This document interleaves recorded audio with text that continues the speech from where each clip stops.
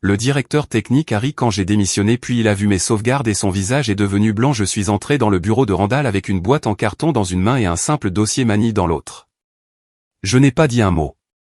J'ai simplement posé la boîte près de la chaise, déposé le dossier sur son bureau et je l'ai regardé droit dans les yeux. 12 ans de loyauté à concevoir les systèmes Bacan qui ont fait de cette entreprise ce qu'elle était. J'étais l'architecte derrière chacun de nos déploiements majeurs. Et maintenant, c'en était fini. Randall Cates s'est penché en arrière dans son fauteuil en cuir, souriant comme si je venais de lui tendre une carte d'anniversaire. Il a ouvert le dossier, a balayé la première page du regard et a carrément ri. « Tu es sérieux ?» a-t-il demandé, toujours avec ce sourire suffisant.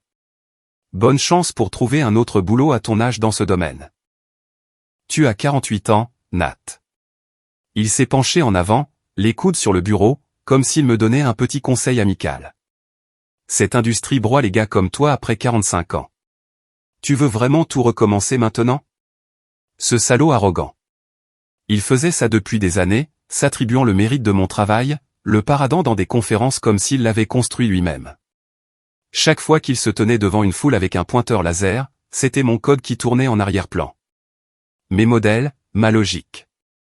Je suis resté calme, j'ai juste hoché la tête une fois, puis j'ai ouvert la bouche pour la première fois depuis mon entrée. J'ai des copies de tout, ai-je dit, la voix stable. Chaque système que j'ai construit, chaque modèle que j'ai exécuté, chaque test que j'ai documenté, tout est sauvegardé, tout est propre, et j'ai des archives montrant que tu n'as jamais touché une seule ligne de code. Son sourire a perdu 1 centimètre. Pardon? A-t-il dit. Tu m'as entendu.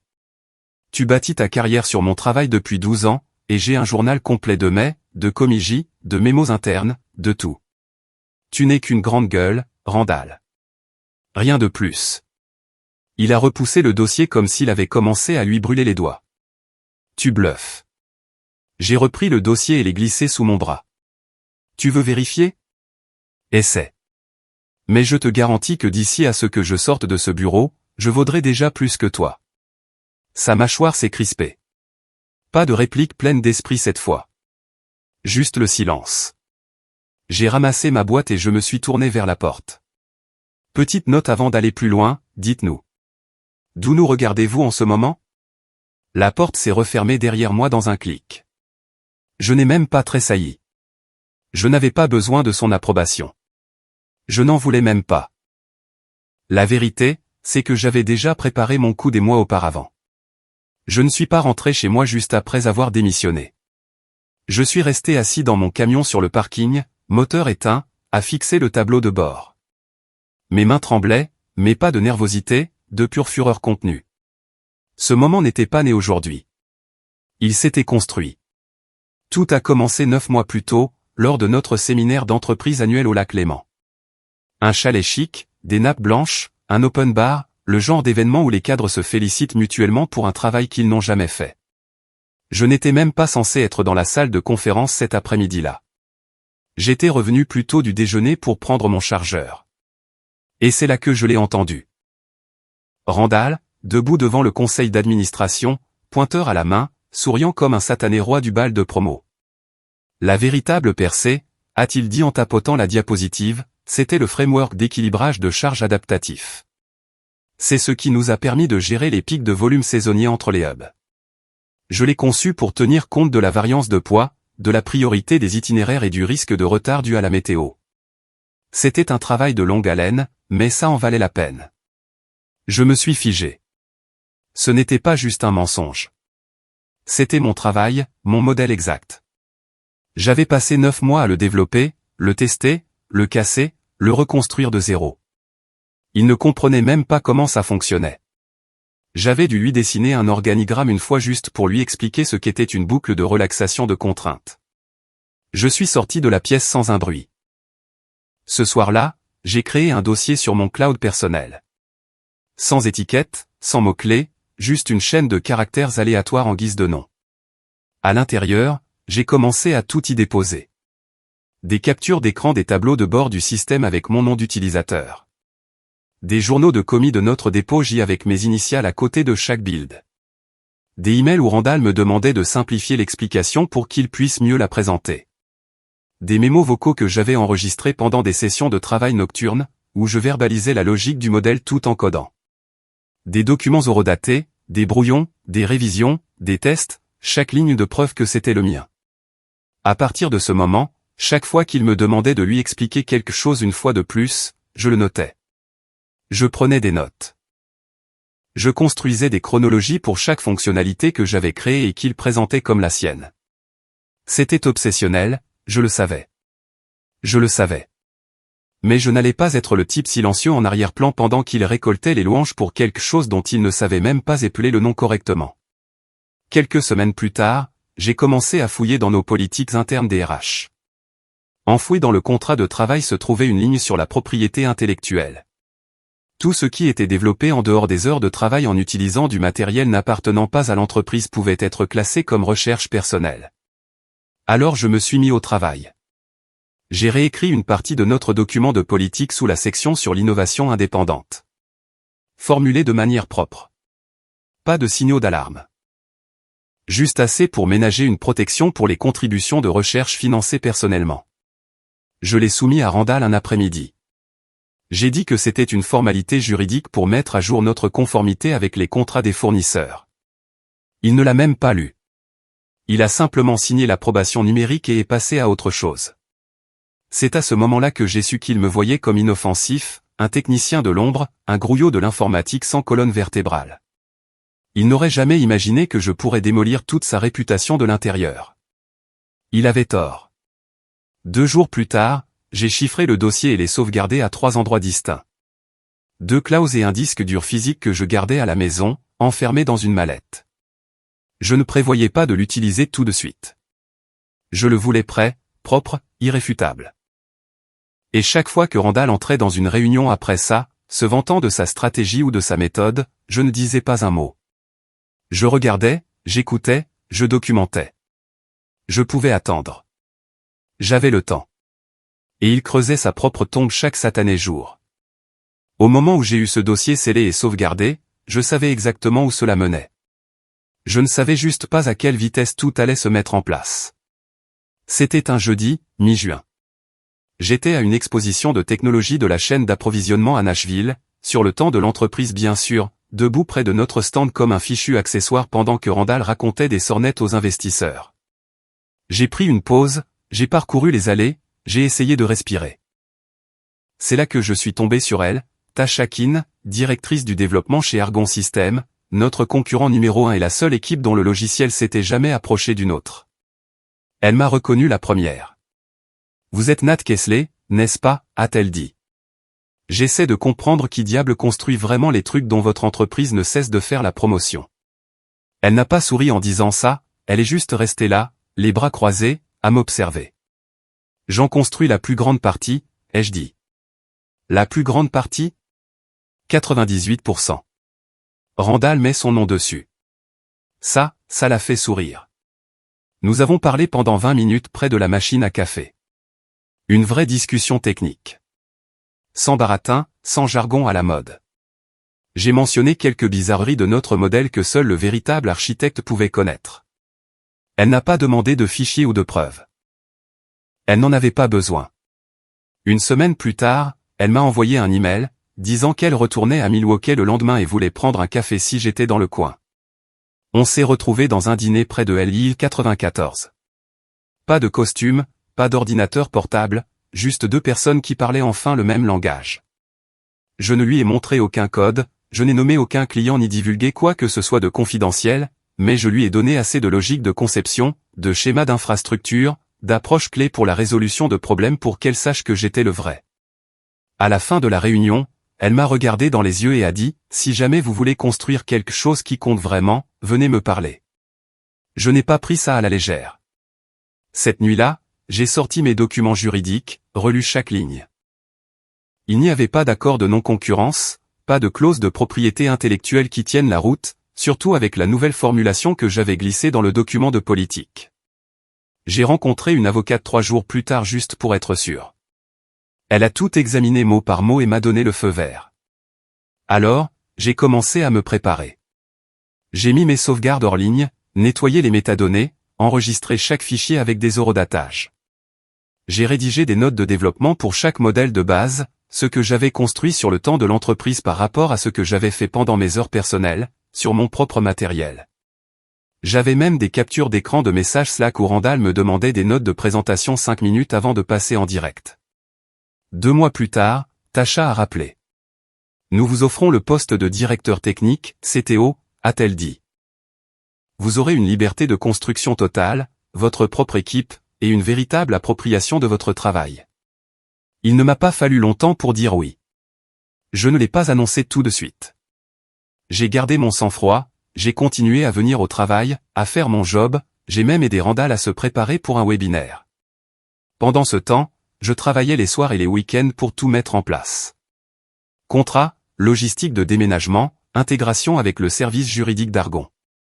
Puis le jour est arrivé. Je suis entré dans le bureau de Randall, j'ai déposé la lettre de démission dont vous avez déjà entendu parler, et je lui ai dit où j'allais. Argon, a-t-il dit, les yeux écarquillés. Tu les rejoins. Yep. Tu ne peux pas faire ça. Tu dois être sous une sorte de clause de confidentialité ou de non-concurrence. J'ai secoué la tête. Vérifie tes dossiers. Je n'ai jamais signé ni l'un ni l'autre. Tu as dit que tu ne voulais pas effrayer tes talents avec de la paperasse. Tu te souviens? Il m'a fixé, clignant des yeux. Je n'ai jamais été ton talent, ai-je ajouté. J'étais ton filet de sécurité. Il est devenu pâle. Vraiment pâle. Comme s'il venait de réaliser que le cerveau de l'entreprise venait de claquer la porte. Je n'ai pas attendu un au revoir.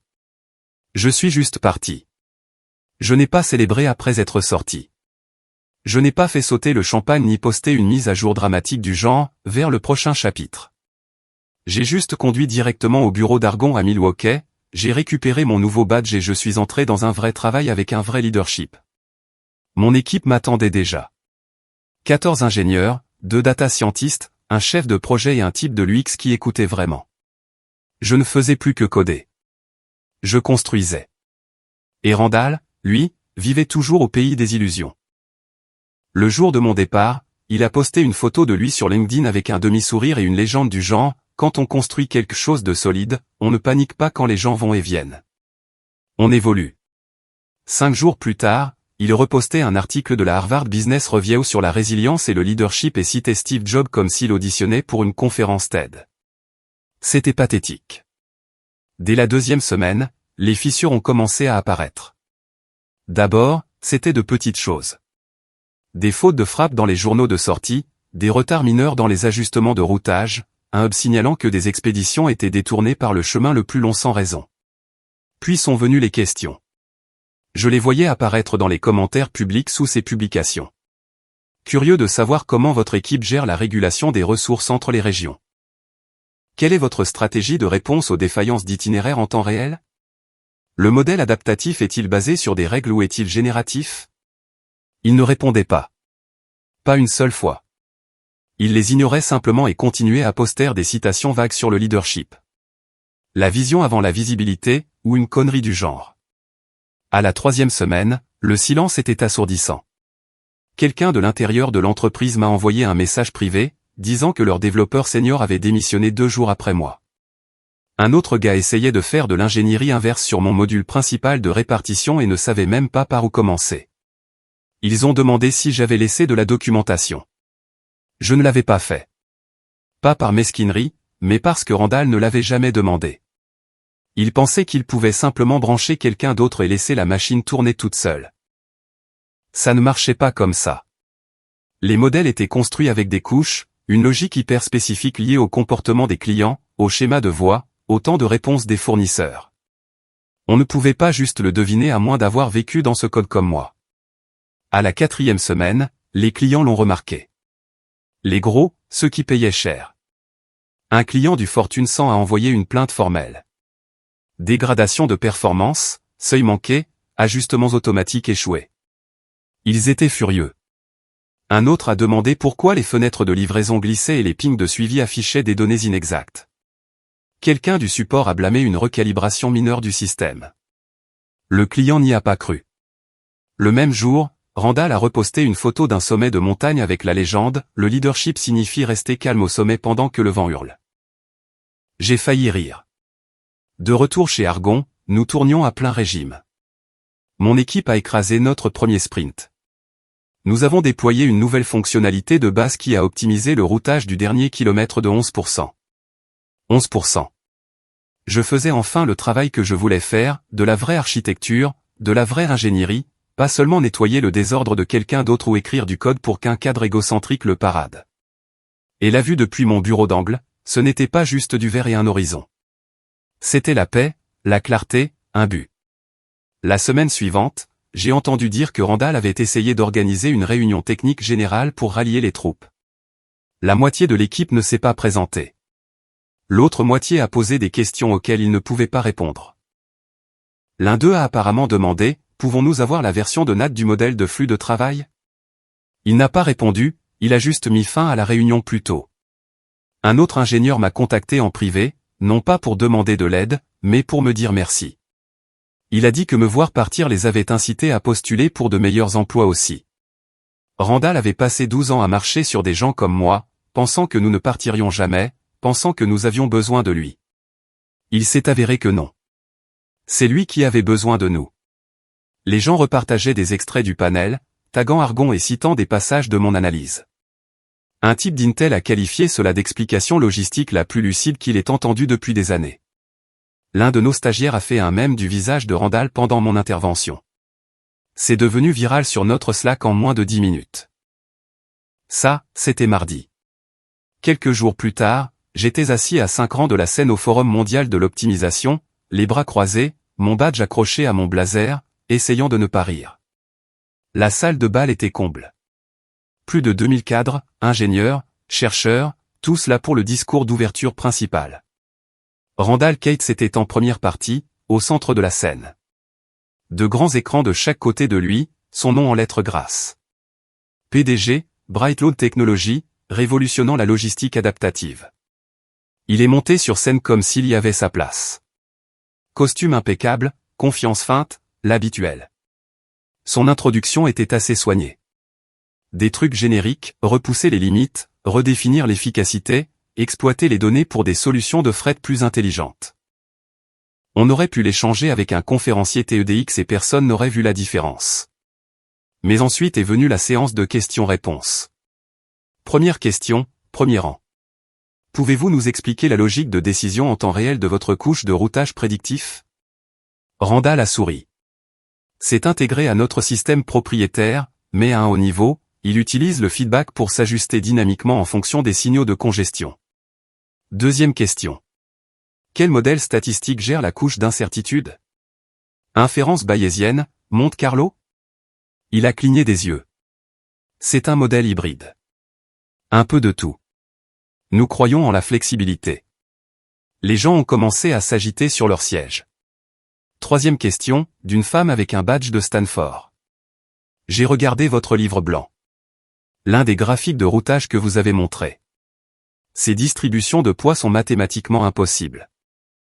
L'équilibrage de charge ne converge pas, Randall a gloussé. Eh bien, je suppose que l'impossible dépend de la perspective. C'est là que le murmure a commencé. Un type derrière moi a chuchoté, il noie le poisson. Quelqu'un d'autre a dit, il est cuit. Et puis c'est arrivé. Du milieu de l'auditorium, Tasha s'est levée. Sa voix était tranchante, calme, et a fendu la salle comme une lame.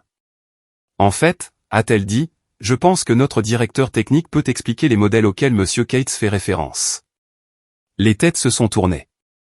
Elle a hoché la tête dans ma direction, et d'un coup, le projecteur a changé de cible. Randall avait l'air d'avoir vu un fantôme. Je me suis levé lentement, j'ai boutonné ma veste et j'ai dépassé 2 rangées complètes de cadres. Tous les yeux sur moi. Je ne me suis pas arrêté, je n'ai pas regardé en arrière, je ne lui ai même pas jeté un regard.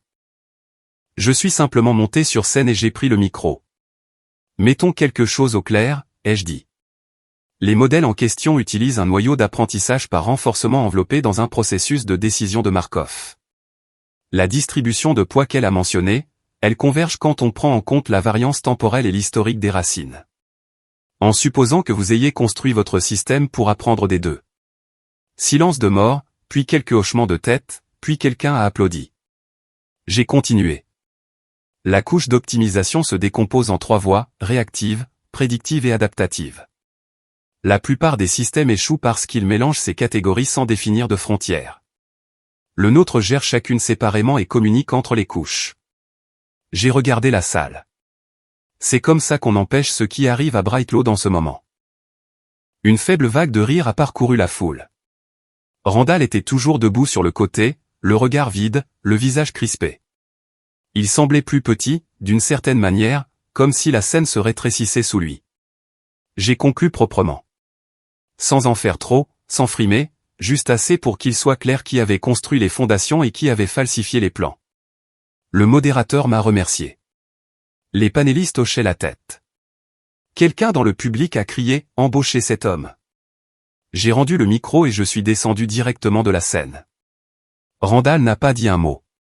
Il n'en avait pas besoin, parce que dans cette salle, devant 2000 des meilleurs de l'industrie, il était déjà fini. À la seconde où je suis descendu de scène, ce fut le chaos. Des lumières, des micros, des journalistes arrivant des deux côtés. Certains avaient des badges, d'autres me fourraient juste leur téléphone au visage. Je n'avais même pas dépassé le rideau que la première question m'a frappé. Alors, pourquoi Randall Cates présentait-il votre travail depuis 12 ans? Je n'ai pas bronché, j'ai juste regardé droit dans les yeux la femme qui tenait le micro et j'ai dit, il faudra lui demander. C'est tout ce que je leur ai donné, une seule phrase. Et c'est tout ce dont ils avaient besoin. Randall a essayé de filer par la sortie de secours, mais quelqu'un l'a attrapé, caméra au visage, la voix haute. Est-il vrai que vous vous êtes attribué le mérite du travail de Nat Kesley? Avez-vous déjà été impliqué directement dans le développement du modèle? Il n'a pas nié. Pas ouvertement. Il a juste levé les mains et a dit que ça avait toujours été une collaboration, un effort d'équipe. Nous construisions tout ça ensemble. Bien sûr. Le hashtag a commencé à prendre de l'ampleur. Cates Exposed. Le temps que je retourne à la table d'argon, mon téléphone vibrait sans arrêt. Tasha m'a tendu une bouteille d'eau et a dit, tu viens de déclencher un incendie. 2 heures plus tard, l'équipe média d'Argon a publié un communiqué de presse.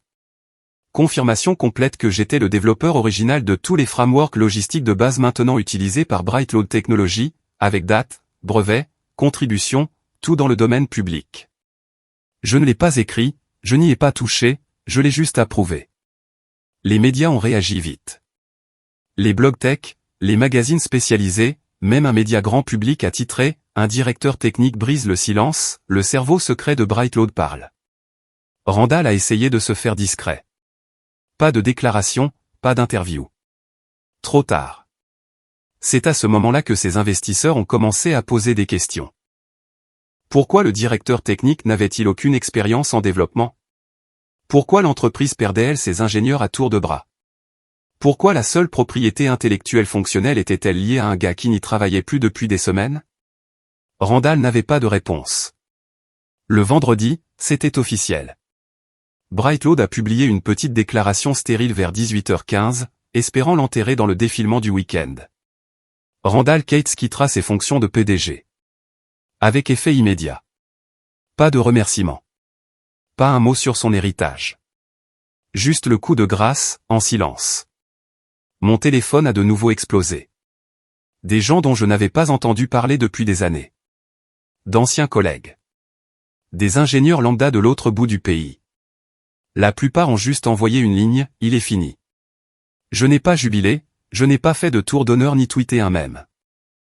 J'ai juste transféré le communiqué de presse à mon équipe et j'ai écrit « La vérité gagne ».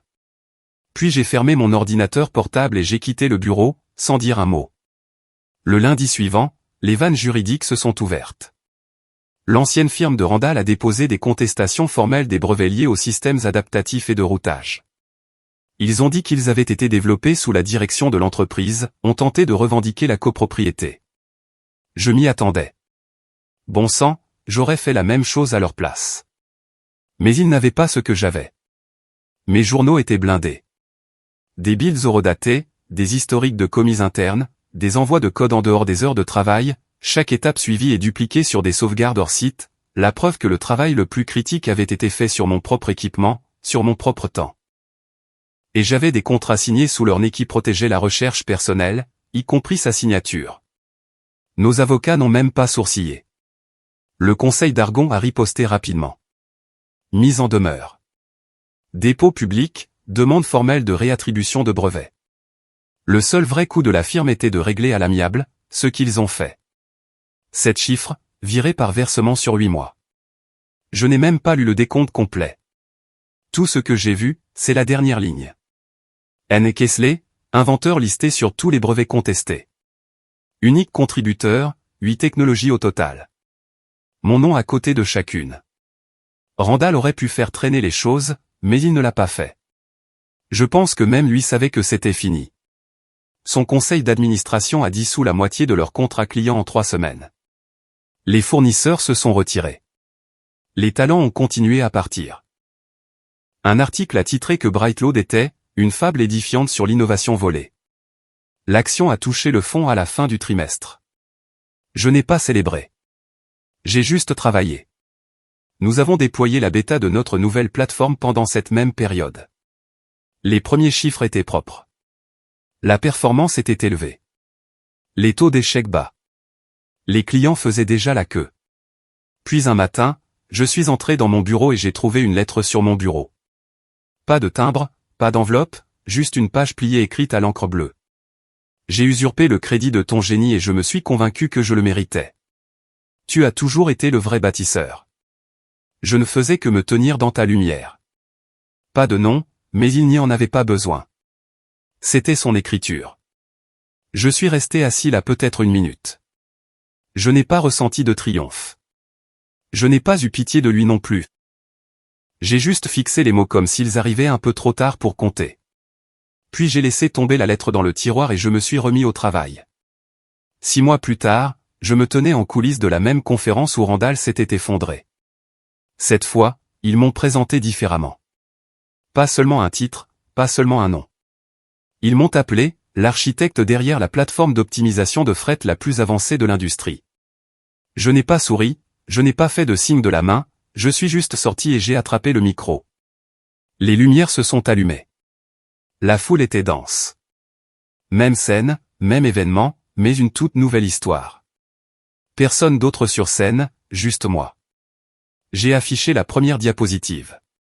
Propre, sans logo, juste un en-tête simple. De vraies solutions pour de vrais systèmes. Et je leur ai tout expliqué. Pas un discours de vente, pas du marketing, juste du vrai travail. Je leur ai montré la nouvelle plateforme, ce que nous avions construit chez Argon, pièce par pièce. J'ai exposé les chemins logiques, les couches adaptatives, les boucles de correction, j'ai montré des exemples concrets, des graphiques, des baisses d'erreurs, des gains d'efficacité. Je n'ai pas utilisé un seul mot à la mode, pas une seule fois. Chaque phrase venait tout droit des nuits blanches que j'avais passées à déboguer du code pendant que Randall dormait. Des week-ends que j'ai perdus à traquer des arbres logiques dont il ignorait même l'existence. Des centaines de fois où j'ai failli abandonner, mais où je ne l'ai pas fait. La foule était captivée. On pouvait le sentir. 2000 personnes dans un silence de mort, juste à écouter. Et quand j'ai atteint la dernière diapositive, la dernière ligne de code derrière le moteur de routage, j'ai fait une pause, je leur ai donné 1 seconde pour respirer. Puis sont venus les applaudissements. Pas des applaudissements polis. Une véritable et complète standing ovation. J'ai regardé la salle et oui, ça m'a frappé fort. Pas à cause du bruit, mais parce que c'était le mien. Chaque parcelle. Personne d'autre à côté de moi. Personne pour voler le crédit. Personne pour le transformer en un faux discours visionnaire. Je suis descendu de scène, le cœur battant, non pas de nervosité, mais de me sentir enfin reconnu. Tasha attendait dans les coulisses. Elle n'a pas dit grand-chose, m'a juste regardé dans les yeux et a dit « Tu as mérité chaque seconde de ça ». J'ai hoché la tête. C'est tout ce dont j'avais besoin. Je n'étais pas seulement visible maintenant. J'étais indéniable. Et la meilleure partie, c'est que je n'ai jamais eu à élever la voix. Jamais eu à simuler quoi que ce soit. J'ai simplement fait le travail, je suis parti, et j'ai laissé la vérité parler d'elle-même.